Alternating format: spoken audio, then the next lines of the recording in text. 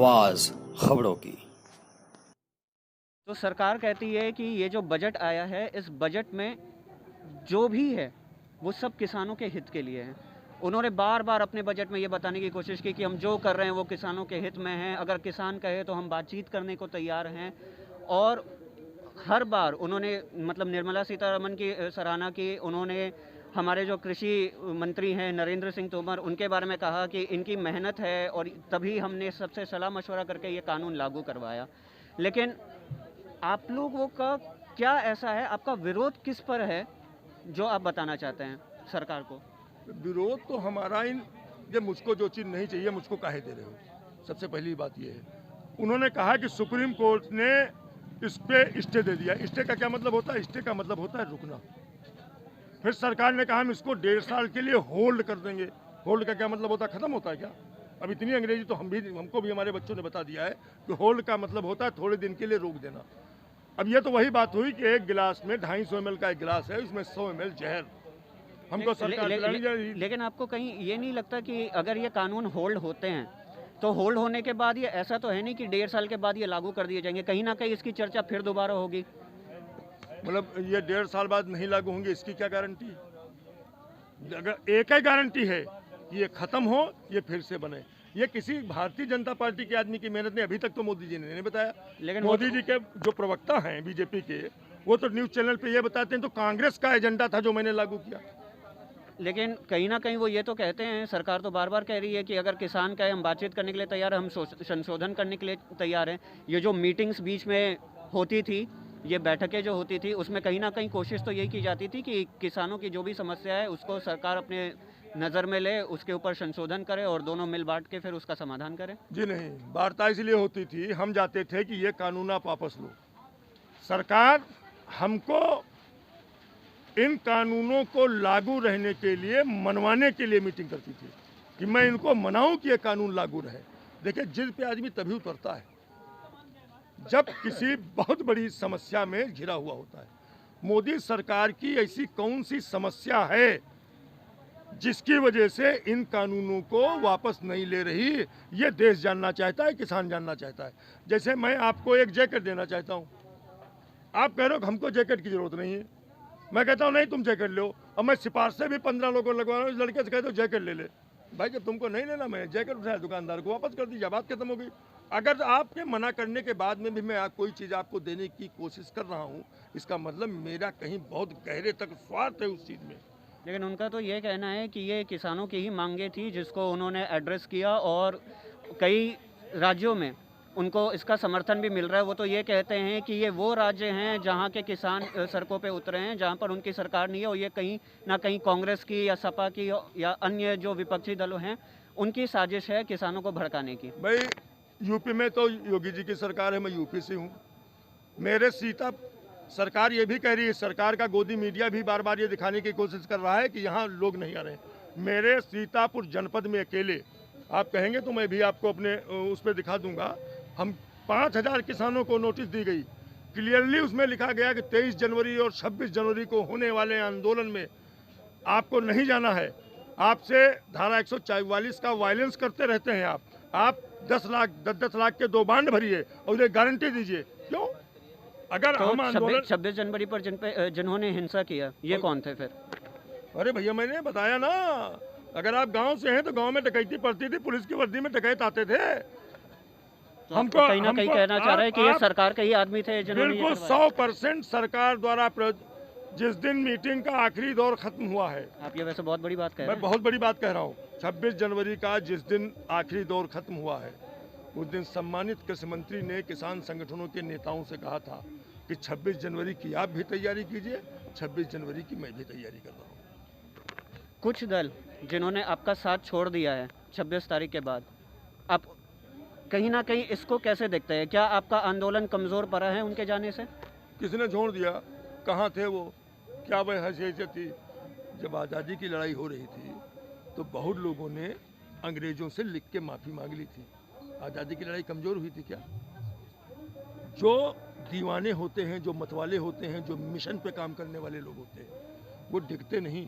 और जो वक्ती तौर पे अपनी राजनीतिक रोटियां सेकने वाले लोग हैं, भानु सिंह क्या है, हमारे प्रदेश अध्यक्ष थे, इसी हमारे किस भारतीय किसान यूनियन के प्रदेश अध्यक्ष पद से हटाए गए, अलग संगठन बना लिया, 20 आदमी नहीं उनके पास, और कोई उनका आंदोलन का इतिहास रहा हो? बताइए आप।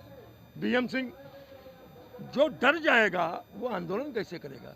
आंदोलनकारी तो राकेश टिकैत थे ना, जिन्होंने कह दिया कि आओ गोली चलाओ, मैं नहीं जाता हूँ, लाशें ले जाओ मेरी। आंदोलनकारी वो होते हैं। और आंदोलनकारियों की अपील का परिणाम क्या होता है? जब 26 तारीख के बाद जब वो चिल्लर हटी, जुएं हटे, घुन हटे, तभी तो निखर के आया ना आंदोलन। मीडिया में कहीं ना कहीं राकेश टिकैत को लेकर तो ये भी है कि जिस तरह से उन्होंने अपना बयान बदला है और जिस तरह से वो रंग बदल रहे हैं, उनका अपना ही छवि साफ नहीं है किसान आंदोलन को लेकर। क्या नहीं साहब है भाई? किसान उन पर भरोसा करते हैं, मीडिया के लिए तो आंदोलन कर नहीं रहे वो, न वो सरकार के लिए आंदोलन कर रहे हैं, आंदोलन कर रहे हैं किसान के लोग लिए। तो ये भी बता रहे हैं उनके आंसू झूठे थे। अरे भाई, किसान अगर उसको सच मान रहा है तो सच्चे थे। अगर किसान उनको सच मान रहा है, 26 जनवरी के दिन कितना किसान था दिल्ली में? मैं आपसे सवाल पूछता हूँ, बताइए हमको। वही थे 100, 200, 150, 250, 500 जो लाल किले पे थे, वही लोग थे किसान। पूरी दिल्ली में कितने किसान थे? कहीं कोई एक दुकान लूटी क्या? मतलब आप मानते हो लाल किले पर किसान थे? नहीं, किसान नहीं थे। जिनको फोकस कर रहा है मीडिया किसान बता के, पूरी दिल्ली में कितना किसान था उस दिन? कहीं कोई एक छेड़खानी की घटना हुई? किसी दरवाजे की कुंडी खड़की क्या? कहीं कोई एक प्याज का छिलका उतारा क्या किसी किसान ने?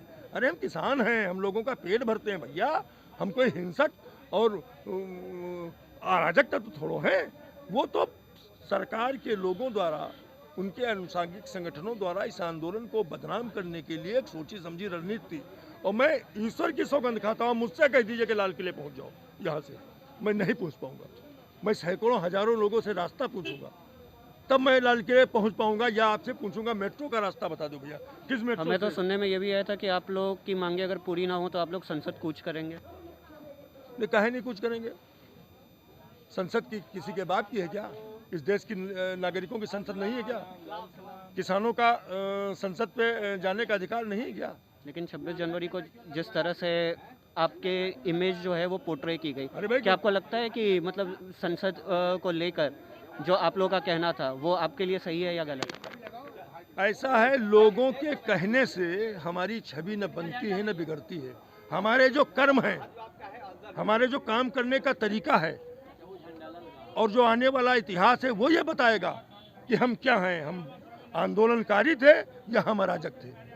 2.5 महीने से ज़्यादा का समय हो चुका है और हम देख रहे हैं जिस तरह से आंदोलन ने अपना एक प्रारूप लिया, कानून के लागू होने से लेकर आज तक कहीं भी इसका कोई समाधान देखने को नहीं मिल रहा है। ना ही आप झुकने को तैयार है, ना ही सरकार झुकने को तैयार है। आखिर ये आंदोलन कब तक चलेगा?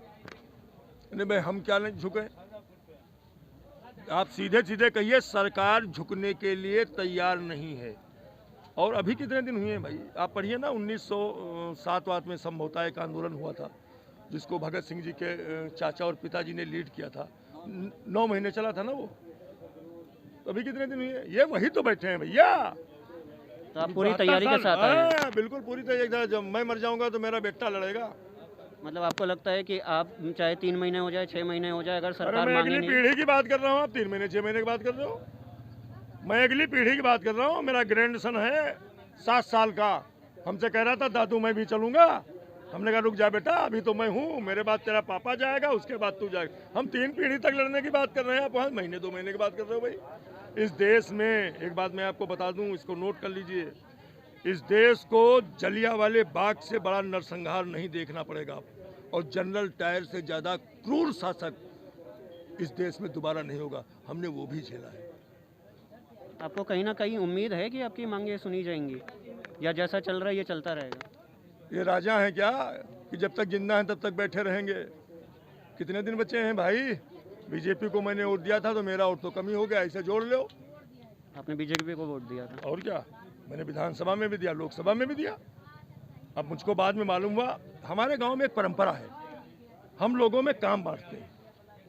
अगर आपकी गांव की पृष्ठभूमि की तो मालूम कि ये भाई बड़ा बेटा है, ये घर चलाएगा, ये 2 नंबर का बेटा है, ये कोर्ट कचहरी देखेगा, ये 3 नंबर का बेटा है, दूध दुहेगा और बाजार ले जाके बेचेगा। एक कामों का बंटवारा होता है। दूध अगर दुकान कर ली तो दुकान पे बैठेगा। ये 5 साल तक तो मेरे बड़े बेटे ने बड़ा अच्छा काम किया। 5 साल के बाद में हमने उसको प्रॉपर्टी की भी जिम्मेदारी दे दी। अब जब 6 महीने बाद में अपने बेडरूम में घुसा तो मेरा बेटे बिक गया। मैंने कहा क्या हुआ भाई? कम्बल बेड क्या गया? कहीं बड़े बेटे ने बेच लिया। क्यों? पैसा नहीं था। हमने कहा तेरे की अभी तक तो नहीं बिका था। अब तो मुझको ये मालूम हुआ कि ये तो नकारा है, ये तो बिगड़ गया, किसी गलत सोबत में पड़ गया। तो अब तो इससे वैसे भी जो इसको हमने अधिकार दिए थे उससे छीनने हैं, तो मेरा घर पकान बेच देगा भैया, खेत खलिहान बेच देगा। ये तो वो आदमी है। नहीं बेच रहा है क्या? मेरे बेटे को आपने प्रॉपर्टी बेचते नहीं देखा क्या? हमारे गांव में कहावत है कि जो नकारा हैं, निकम्मे हैं, वो अपने पुरखों की कमाई को बेचकर घर का खर्चा चलाते हैं।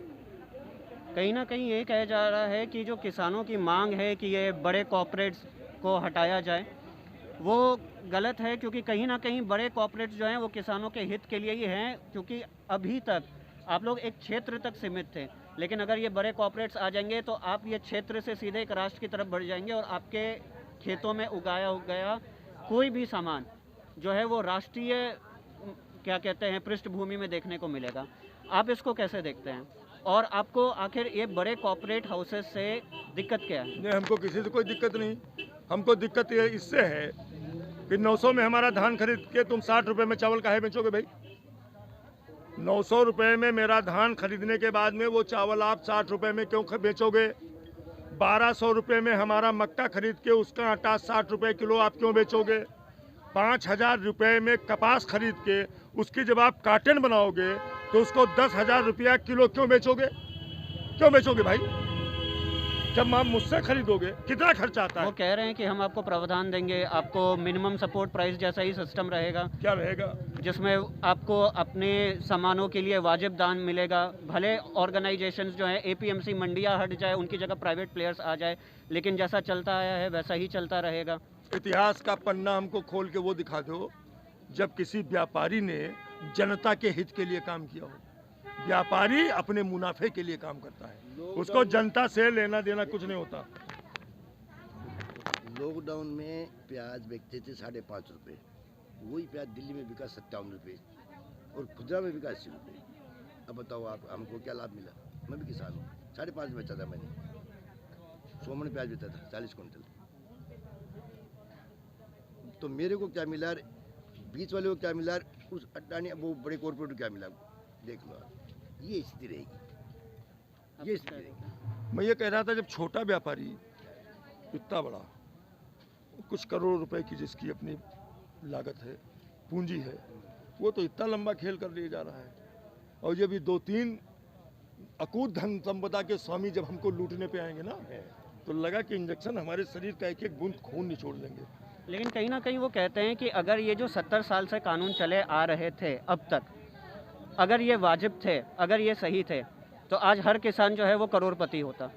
वो कहना चाह रहे हैं कि हम तो किसानों की आमदनी बनाना चाह रहे हैं, उनकी आय बढ़ाना चाह रहे हैं इन प्राइवेट कंपनियों को लाकर।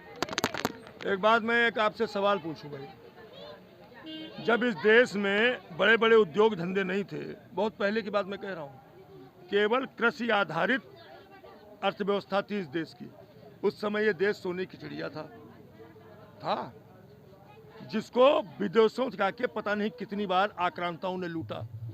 सोने की चिड़िया था हिंदुस्तान। एग्रीकल्चर सेक्टर ही केवल था, ये अंबानी अडानी या बड़ी बड़ी बिल्डिंगें नहीं थी, बड़े बड़े उद्योग नहीं थे। इसका मतलब अभी आपने आपदा काल में देखा ना, आपदा काल में जब सब अर्थव्यवस्था पूरी बैठ गई तो अर्थव्यवस्था को चला जो रेंगी या चली वो किसने काम किया? हम ही तो थे। आप शहर के हो, आप मास्क लगाए हो, मैं गांव का हूँ, बगैर मास्क के घूम रहा हूँ। क्यों? क्योंकि पहली बार तो प्रकृति ने बड़े आदमियों के लिए एक रोग उत्पन्न किया। अभी तक कोई बड़े आदमियों का रोग नहीं होता था। अभी तक रोग जितने होते थे, टीबी किसको होगी? गरीब आदमी को, मजदूर को, सब आम आदमी वाले रोग थे। ये पहली बार एक रोग आया जिसके बारे में हम लोग ये कहते हैं कि इस रोग को प्राप्त करने के लिए आपकी हैसियत कम से कम एरोप्लेन में बैठने की लायक है, क्योंकि भैया जहाज से आया। उस समय इस व्यवस्था को बगैर अपनी जान की परवाह किए किसने चलाए रखा? इस देश का कोई बच्चा भूख से मरा क्या? हम खेतों में रात दिन काम करते रहे। आज आप कह रहे हो कि पोल्यूशन हमारे ट्रैक्टरों से होता है, हमारे धुएं से होता है।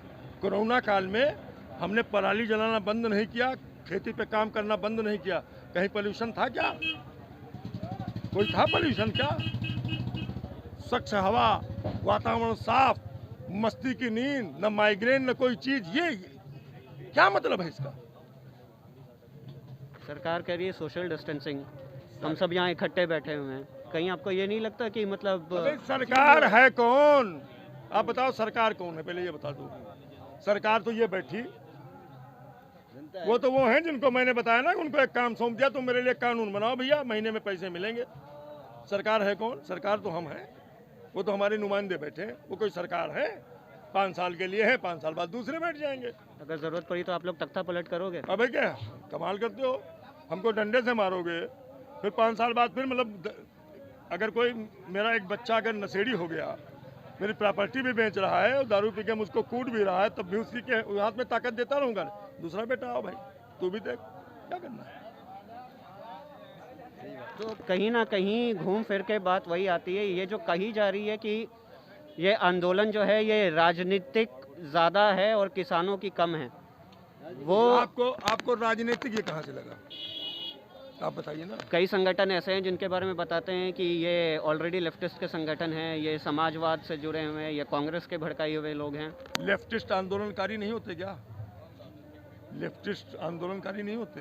लेफ्टिस्ट को अपनी भूख का इजहार करने का अधिकार नहीं है, लेफ्टिस्ट को अपनी पीड़ा बयान करने का अधिकार नहीं है। केवल वो क्या कहते हैं, ये आरएसएस और भाजपा को ही है, इनका तो पेट भरा हुआ। उनका कोई आंदोलन का, भाजपा का इतिहास बताओ हमको, आरएसएस का कोई एक आंदोलन का इतिहास बताओ उनका। जिस आदमी ने कभी इंकलाब नहीं बोला, जिसने मुट्ठी नहीं तानी, उसको तो हर इंकलाब में बोलने वाला, हर अपनी बात को उठाने वाला लेफ्टिस्ट है। और पता नहीं वो अंग्रेजी में कौन सा बताते हैं, सो काज माओ, पता नहीं क्या कौन कौन चीज़ बोलते हैं। तो जब तुमने कभी लड़ाई नहीं लड़ी, तुम खैराती लाल हो यार, तुम उन लोगों का कर्जा उतारने की कोशिश कर रहे हो जिन्होंने तुमको चुनाव में फंडिंग की। आप उनको उनका कर्जा उतारने के लिए पूरा का पूरा फूड सेक्टर उनके हाथों में गिरवी रख रहे हो यार। आप कोई देश के लिए थोड़ा कर रहे हो। और हमारा अपना मानना आज भी है, जैसा राकेश जी कहते हैं, तो रोटी ताले में बंद होने जा रही है। भाई मेरा सवाल है ना कि 900 रुपये में बिकने वाला मेरे धान का चावल 60 रुपये में कैसे बिकेगा बताओ? 25 रुपये में उसकी एमआरपी फिक्स करो। नहीं करेंगे। हमारा रेट, हमारी उपज का रेट चाहे जितना कम हो जाए, जो फैक्ट्री से निकलने वाला उत्पाद है, जो मेरे उससे जो प्रोडक्ट बनता है, उसका रेट क्यों नहीं कम होता? मतलब चित भी मेरी, पट भी मेरी, टैया मेरे बाप की, ये चलेगा? मुझको जब बीज मिलेगा बोने के लिए कॉन्ट्रैक्ट फार्मिंग में, तो उस बीज के रेट कौन तय करेगा? मैं आपसे पूछता हूँ। मैं तय करूँगा? सरकार तय करेगा? कंपनी तय करेगी? कौन तय करेगा? कंपनी तय करेगी ना। उसके बाद में जब मेरा उत्पाद वो खरीदेंगे तो उसका रेट कौन तय करेगा? कंपनी तय करेगी ना। और फिर उस उत्पाद से प्रोडक्ट बना के जब मार्केट में कंज्यूमर के दिया जाएगा तो उसका रेट कौन तय करेगा? कंपनी। लेकिन सरकार का तो यही कहना है कि वो बीच के मिडिलमैन को खत्म करना चाहती है। मिडिलमैन कैसे खत्म हो गया? मेरी आवाज लोगों तक पहुंचे, इसके लिए आप मिडिलमैन हो कि नहीं हो? आप हैं कि नहीं है? मेरी आवाज लोगों तक पहुंचे, उसके लिए मीडिया मिडिलमैन है या नहीं? कोई कंपनी कपड़ा बनाती है, कंज्यूमर तक पहुंचाने के लिए उसका स्टॉकिस्ट, तो उसका रिटेलर मिडिलमैन है कि नहीं है या नहीं? हमारी बात कानून में बदले, सरकार उसके लिए मिडिलमैन है या नहीं? तो मिडिलमैन कैसे खत्म हो जाएगा? मिडिलमैन तो खत्म ही नहीं हो सकता। ये तो चुटिया बनाने वाली बात है भाई। आज भी मुझसे जो उत्पाद खरीदेगा और उसके बाद कंज्यूमर को देगा, वो कौन होगा? अब ये खगेसुर के बजाय रमेशुर रहेंगे, बस ये है। हम कहते हैं खगेसुर भी रहे, रमेशुर भी हमें। सरकार कह रही नहीं, खगेसुर नहीं रहेंगे, रमेशुर आएंगे। लड़ाई ये है। बहुत बहुत धन्यवाद उमेश जी हमसे बात करने के लिए। और ये उमेश जी थे गाज़ीपुर बॉर्डर से, और आपने इनकी बातें जो सुनी उनसे आपको कहीं कहीं साफ ये अंदेशा हुआ होगा कि किसानों की मांग बस यही है कि ये जो कानून लाए गए थे, ये उनका कहना है, किसानों का कहना है कि ये उनसे पूछ कर नहीं बनाया गया और किसानों को उसकी ज़रूरत नहीं थी, और ये कानून लाना जो किसानों के हित के खिलाफ है, ये उन्हें सही नहीं लगा। और ये जो आंदोलन है ये तब तक चलता रहेगा जब तक ये कानून पूरी तरह रद्द नहीं होते। कैमरा पर्सन आशीष कुमार झा के साथ मैं अभिषेक ठाकुर, आवाज़ खबरों की।